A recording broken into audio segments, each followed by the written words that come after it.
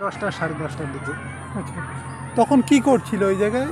ওই জায়গায় হ্যাঁ, ও সকালবেলায় ধান কাটতে গিয়েছিল।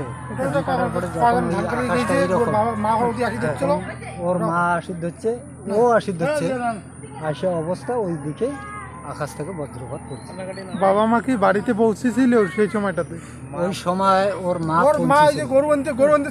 মানে গরু নিয়ে মানে একটু তাড়াহুড়ো করে জোরে এসেছিল, ও একটু আস্তে আস্তে হয়তো আসতেছে। ধানের মধ্যে দিয়ে তো গরু তারপর যখন দেখলেন ওইখানে পড়ে গেছে, তখন তাকে কোথায় নিয়ে যাওয়া হলো? তখন তাকে ওইখান থেকে নিয়ে আসে, বাড়ি নিয়ে আসে, হসপিটালে নিয়ে গেল। সেখানে মৃত বলে ঘোষণা হ্যাঁ, করে ডাক্তার দেখে মৃত্যু হলো। পোস্টমর্টম করানো হয়েছে। পোস্টমর্টম করানো হয়েছে।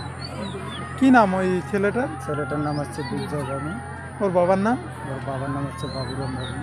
ওরা কয় ভাই বোন? এক ভাই এক বোন। বাবা কি করে?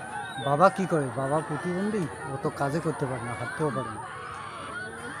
আপনার নাম? পরিতোষ বর্মন। আপনি কি হন ওই আমি ছেলে? ওর কাকু হই।